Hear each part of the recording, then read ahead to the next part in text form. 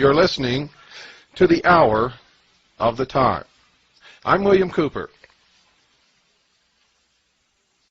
We're going to be talking tonight about what we found on our trip to the LUXOR Hotel in Las Vegas, Nevada.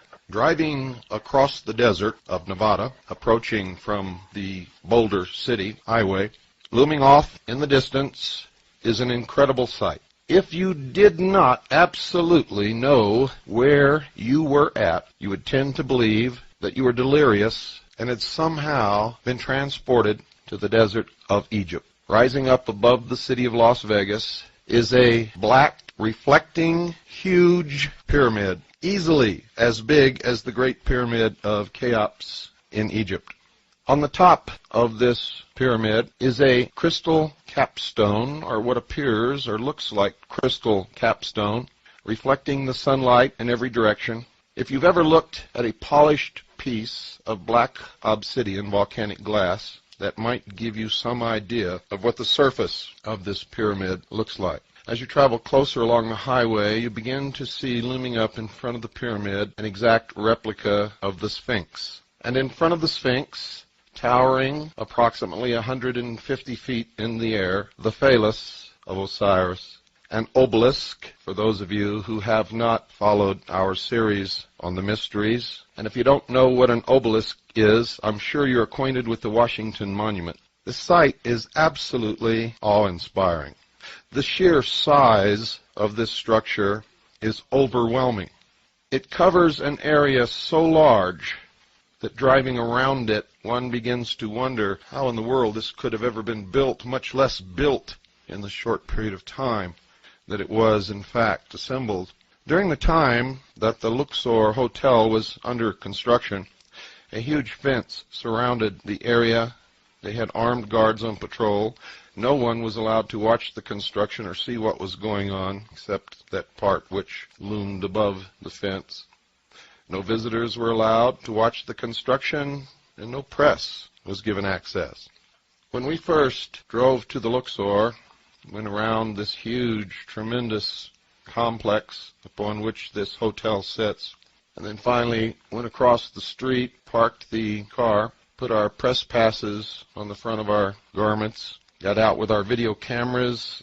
I looked directly across the street and was confronted with the head of Tutankhamun, who then promptly winked at me. Everything about this ninth wonder of the world, for it truly is, I can assure you, leaves one with a sense of awe, a sense of disbelief, overwhelming beauty.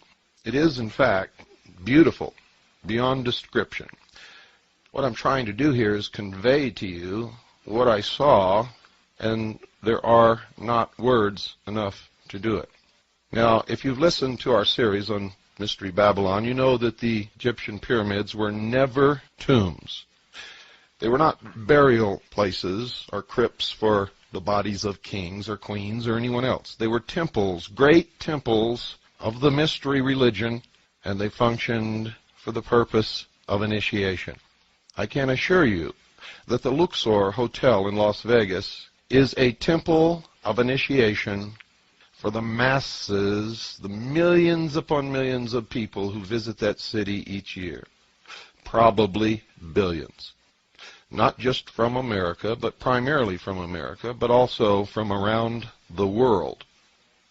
For every single bit of symbolism connected with the mysteries is built into this hotel, beginning with the obelisk, which represents the generative force, the Sphinx, which is to remind mankind that he is, after all, only an animal who can think, and therefore is always engaged in this constant battle between the animal and the intellect.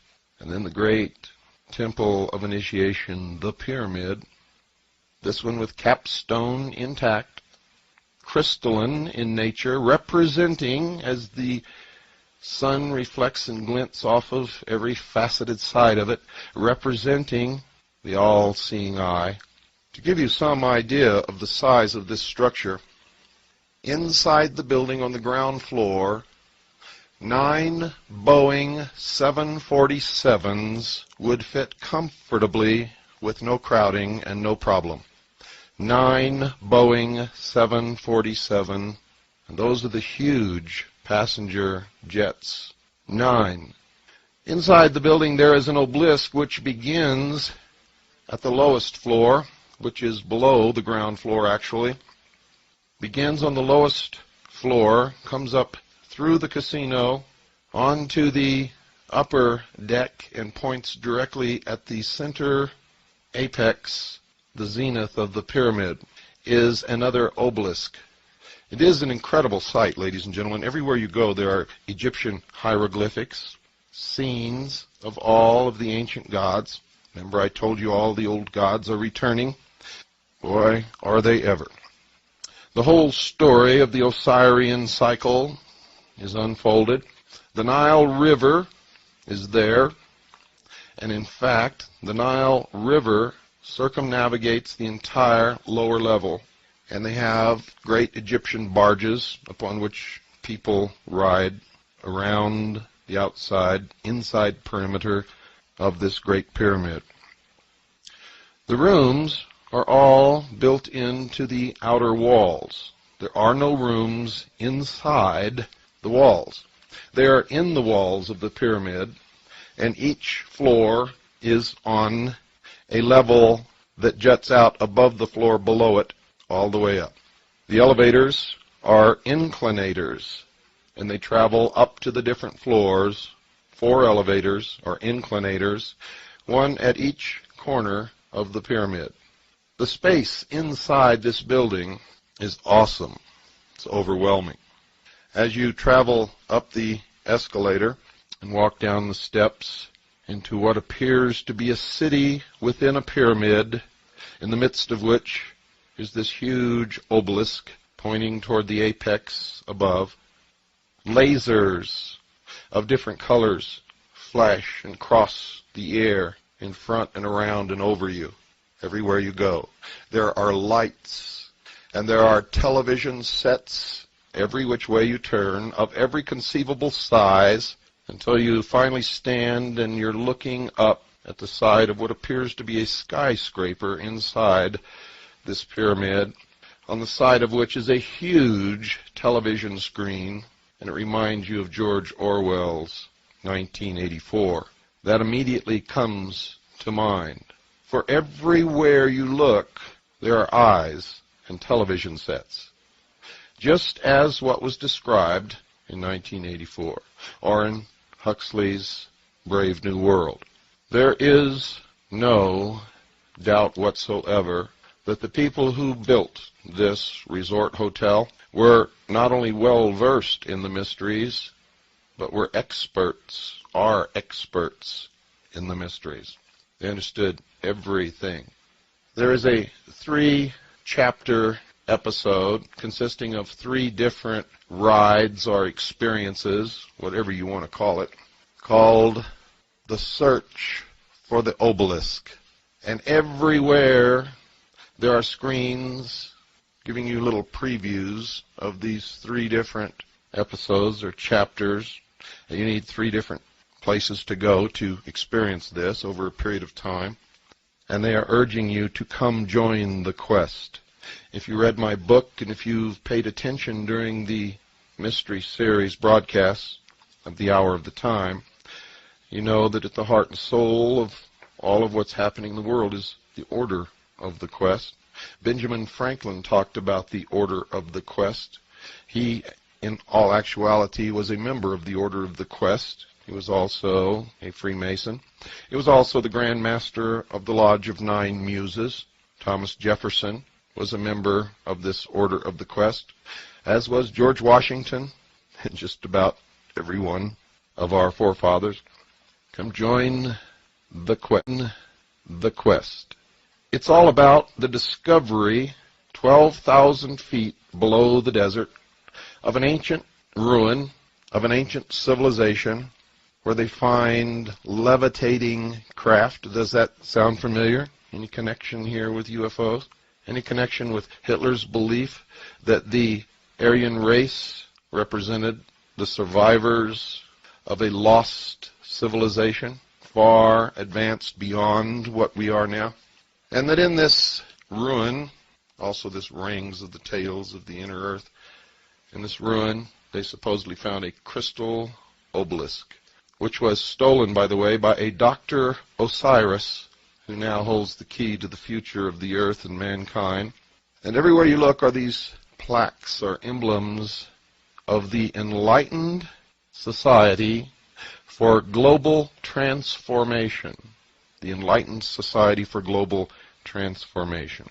You can stop and get a burger and a Coke or a beer, or whatever you want, in fact, at the Millennium Cafe. I found it at first to be difficult to understand what was going on around me and to, in fact, keep from bumping into people because everyone was so preoccupied with looking up or looking behind them that we were all constantly bumping into each other. Men, women, children, didn't matter. Temples, emblems of the snake were everywhere.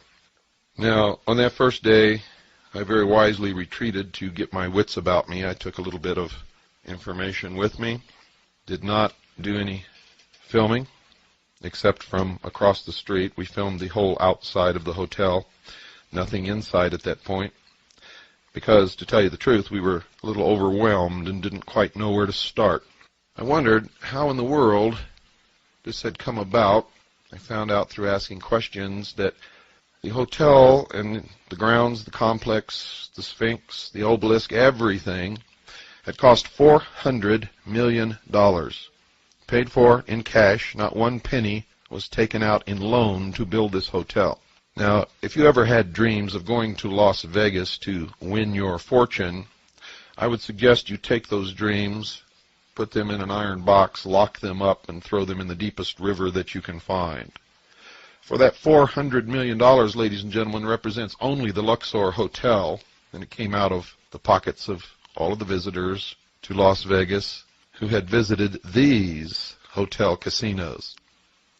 The Circus Hotel Casino, the Excalibur Hotel Casino, the Slots of Fun Casino and Silver City Casino, the Circus Hotel Casino in Reno, Nevada, the Colorado Bell Hotel Casino in Laughlin, and the Edgewater Hotel Casino in Laughlin.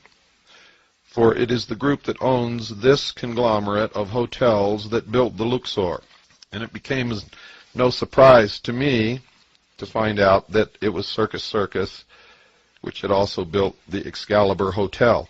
Now, if you listen to our series on the mysteries, you know that the Roman circus was built to take the attention of the people away from the emperor, to give them the games, to quench their thirst for blood and excitement, so that when they went home at night they were exhausted and didn't feel like rebelling. And it served the emperor well for hundreds of years. So they built the Circus Hotel in Las Vegas, and then they built the Slots of Fun Casino, the Circus Hotel Casino in Reno, the Colorado Bell Hotel Casino in Laughlin, the Edgewater Hotel Casino in Laughlin, and then they went back to their theme and built the Excalibur Hotel in Las Vegas, which has to do all about the legend of King Arthur and the search for the Holy Grail, another quest. The Holy Grail in the mysteries has nothing to do with the cup that Jesus drank out of at the Last Supper. The Holy Grail in the mysteries, in fact, represents the bloodline of the house of David, those believed by the mysteries to have the divine right to rule. I've said this many, many times before. I will say it again. Whoever rules the world in the New World Order will lay claim to the ancestry of the house of David. And then the LUXOR, the ultimate temple of initiation that has ever been built throughout history. The shows that you go to in this hotel are beyond description, and you'll have to wait until you can get a chance to visit the LUXOR, and I advise you all to do it. You will see verification in front of you everywhere you turn of everything that I've ever told you on this broadcast about the mystery religion of Babylon. It's all there. Nothing has been left out. As you go from show to show, you are indoctrinated slowly into the mysteries. You are told that if mankind does not change now, that the future will be bleak, if not non-existent, for mankind upon this earth. Everywhere you hear the phrase repeated, now is the time, now is the time, now is the time. The same phrase that kicked off the French Revolution and the Bolshevik Revolution is now being heard in America. And the great quest, this search for the crystal obelisk in these shows, is really symbolically the search for God. For the obelisk represents the generative force, the force of creation. It makes things happen, gets things done. And what you ultimately discover, and by the way, the discovery, as far as I could see, was only made by a few, is that there is no God, man is God. That's the theme, and that's what you learn if you're paying attention. Most people that I saw were completely baffled. They had no idea what they were going through and couldn't even figure out the story. And that was amazing. It's amazing, it's entertaining, and it's very, very sad to watch sheeple trying to deal with this great esoteric religion that's all around them and not understanding one single piece of it. I saw it everywhere I went. People would come out of the first episode scratching their head and looking around and wondering what it was all about, what happened here, it was a fun ride. And I got to tell you, folks, the ride on that first episode, well, I can't describe it. I will tell you this. You've never been on a ride like it in your life. I can guarantee you that. It is virtual reality. And by the way, they have a virtual land there where you can pilot an F-14 Tomcat if you want. And I mean, when it goes up, you go up. If you do a flip, if it does a flip, you do a flip. And you're in that cockpit, and you take off, and you land, or you crash, or you go straight up until you stall and fall back down to the earth. This is an incredible place. When I did the episode, when I explained to you the meaning of 2001, in that movie there was an obelisk, a monolith, a stone, black, remember? Smooth, shiny, everything was reflected in it. And remember when the astronaut went out to investigate it, he couldn't find an opening and finally pulled up a piece of it, looked inside, and there was another universe. Well, I got news for you, folks. That stone makes up, on the inside, a huge monolith, just like in the movie 2001, perfectly polished, as black could ever possibly be in your wildest, darkest nightmares. And it reflects everything that goes on. All of the lights and the laser beams that are flashing through the air are all reflected in this shiny, polished, smooth black stone. It resembles the stone in the meditation room of the United Nations. What you're hearing tonight, ladies and gentlemen, is the indoctrination of the masses, the sheeple, into the exoteric meaning. Not the esoteric, mind you. Only those of us who have been studying that for many years really understand what we're looking at. But the public is being prepared for the New World religion. Make no mistake about that. And we all must prepare for what's coming. For what is coming, for many of us, is not going to be good. Many people will embrace the New World Order and the New World religion. They will not have to think anymore. They will not have to be responsible. Of course, they will have no freedoms. But Daddy will take care of them. Their every need will be furnished as long as they do what they're told, when they're told, how they're told, and worship the God that they're told to worship. Those people will be happy, but many of us will not be happy under those circumstances, and we need to prepare ourselves for the hardships and the trauma that is coming. And as sure as I'm speaking to you tonight, it is coming. A visit to the LUXOR Hotel will bring this home to you quickly, quicker than anything that I can think of. And when you see the Excalibur right next door, and down the street the Circus, all built by the same people, and all right out of the control mechanism of the ancient mystery religions of Babylon. When you go down to the lower level, the murals of Egyptian life cover the entire walls of this stairwell, which also, by the way, has escalators. It goes down to the base of the obelisk, which goes up through several floors and then up into the center of this great pyramid and points directly to the apex. At one point I was watching the laser light show when all of a sudden a small port opened in the apex of the pyramid and a pure shaft of light connected with the tip of the obelisk. And a chill went right up my spine and the hair stood up on the back of my neck. And I felt this terrible fear in my belly, knowing that these people are not playing games. I was even more taken aback when all those standing around who had witnessed this laughed and giggled and pointed and thought this was just another wonderful part of the entertainment, having no conception of what they were witnessing. LUXOR, by the way, means the source of light.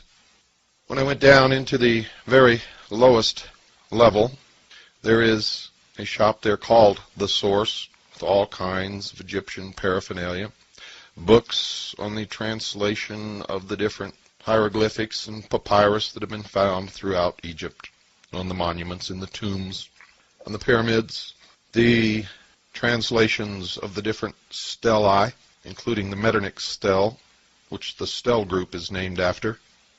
Next to that is a museum. There's a complete reproduction of Tutankhamun's tomb. Then I began to see these photographs of dancing girls and men in chariots, and these were photographs. These were not paintings or prints. These were photographs. And then I saw double doors above which the words theater was displayed. Again, pinned on my press pass, went through those doors, and down in the bowels of this huge, gigantic pyramid was the recreation of the Roman circus. And at night they have huge pageants. The one that's advertised is called the Winds of the Gods. The Winds of the Gods. And at one point, the wall of this huge, tremendous circus, in which you could place a football field, opens up, and they create the Nile River running through this auditorium. Everywhere there are people who will answer your questions, and if you take the boat ride on the tour of the Nile, you will see recreations of all the great monoliths of Egypt, and they will tell you the story of the Osirian cycle, of Nut and her children, Isis and Nephthys, Osiris and Set. And at one point you will see the guardian of the secrets of the universe displayed upon the wall. If you don't look up high, you won't see it. The only other place you see it is in the first episode of The Search for the Obelisk. This creature has the exact same facial characteristics and the exact same eyes as the supposedly alien creature on the cover of Whitley Strieber's book, Communion. I told you, actually years ago when I first began my lecture tours, and all during these radio broadcasts, that all of these things are tied together. They are linked, just as your toe is linked to your head. You may look at your toe and say, that's a toe, it has nothing to do with my head, until you try to cut it off, and then you will find very quickly that it has everything to do with your head. You cannot separate the UFO phenomenon or the stories about aliens visiting the earth from the New World Order or from the mystery religions or from Las Vegas any more than you can separate your toe from your head without understanding at that point that you made a big mistake. In the LUXOR, you can see all of this come together. It comes together very well. You might want to go out and get the latest issue of Time magazine, the January 10th, 1994 issue of Time magazine. That's the January 10th, 1994 issue of Time magazine. On the cover, you will see what I'm talking about. Now, one of the things that I noticed inside the LUXOR Hotel is that this could be the city of the future. People could live, work, eat, sleep, be entertained, be born and die, all within that pyramid. All within that pyramid. Something else was going on, ladies and gentlemen. that was insidious in nature. Remember, I told you this is a temple of initiation into the new world religion, the new age religion, into the brave new world, as Aldous Huxley would have called it and did call it in his book. It came a decade late for George Orwell, but nevertheless it is the same. People are herded like cattle through these things that they pay to see. They're treated like stupid sheeple. And something else occurs that was so significant, I looked around me and could not believe that no one there but me understood what was happening. You go down to the lower level to a counter there and you buy your ticket for these things. And everything has to have this ticket. You are told to hold the ticket in your right hand. It has the UPC on the ticket. You're told not to hold it in your left hand. You must hold it in your right hand with the UPC facing outward from your hand. Every time you go into one of these events, one of these rides on the Nile River ride or the 3 episodes or anything, there's a scanner under which you are told to pass your hand, and it reads the UPC code on the ticket. There is an attendant standing there. They will not take your ticket and pass it under the scanner for you. You are to do that. It is a form of indoctrination, getting you used to passing your hand under a scanner to get something in return. It is a Pavlovian conditioning. You do it enough, you think nothing of it. And eventually that ticket will disappear, and whatever is being scanned will be in your hand. You see, even when you have trouble and you're not holding the ticket right, they tell you to pass it again, do it again, do it again, do it again, try it again. Only when it becomes obvious that people behind are getting very upset with you holding up the line will the attendant take the ticket and pass it under the scanner for you. For this is a form of conditioning, and you cannot be conditioned if they do it for you. Everything in the Luxor Hotel is an indication of what is to come. Everything. I went into the casino on this day. Forgot to tell you I was filmed everything, wore my press pass, and went everywhere. Anywhere I wanted to go, I was treated courteously. People opened doors for me. People offered to set up props for me. In the casino, around the center where the obelisk goes up through the ceiling, there are all the reproductions of the beautiful golden mummy cases and the masks, the death masks. I turned around and saw 2 obelisks on each side of a small stairway and a jackal, and then a door in front which looked like a tomb was actually an elevator that goes up 1 floor into the Isis restaurant. So I went up there. It was too dark to videotape up there, but I took still pictures, and they will be in the videotape. We will videotape the still pictures. It is one of the most beautiful foyers that I've ever seen, with ancient Egyptian art, pieces of jewelry in glass cases. On each side of the entryway into the actual restaurant are these huge stone reproductions of Egyptian gods.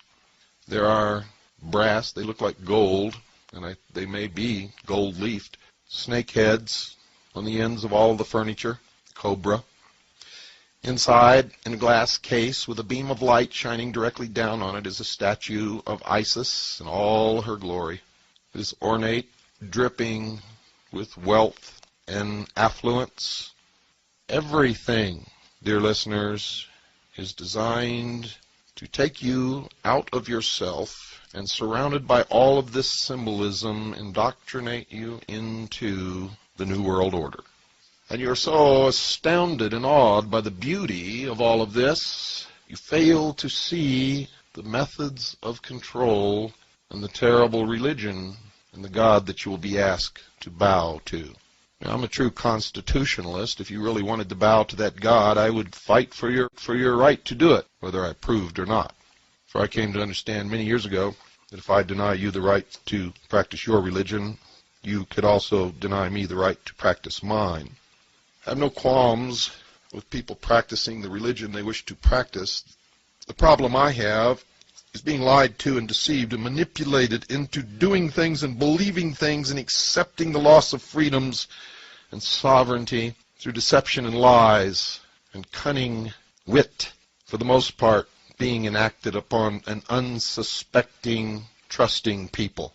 That I despise. And I know that whatever new order or new world they create through these types of procedures will not be the utopia that they promise that it will be, will not be a wonderful world free from crime. No, ladies and gentlemen, it will just be another mountain of lies built upon the last mountain of lies.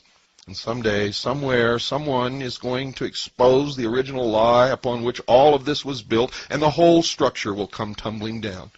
I hope that the hour of the time is functioning in some way toward that end. Only you know the answer to that. I am constantly amazed that all of this is flaunted in front of the people. You see, it's all out in the open now for anyone who cares to look, and from our research we found that it's never really been hidden during this century.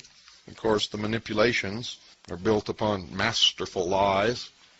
But if you want to do the research and look, you can always find the truth behind the lie because it's not hidden. The way that they've been able to get away with all of these things is very simply, they believe, and in most instances they're right, that most people don't want to think for themselves and will never look. Therefore, they don't even hide anything.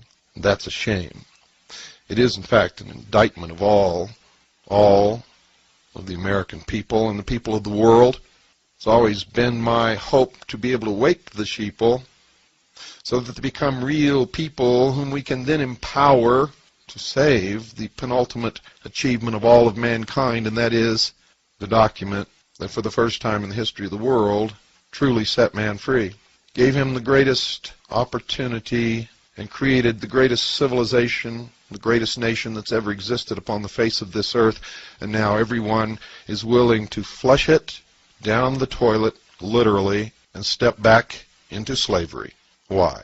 At night, the LUXOR lives up to its name and is truly the source of light. As darkness falls, and they turn on the mechanism at the apex of the pyramid, the brightest light I have ever seen in my life, or that anyone on this earth has ever seen, besides the sun, shines up through the center of the crystalline capstone, and a pure white beam of light, a shaft of light, reaches up into space, and it is one of only two natural man-made structures that can be seen from space.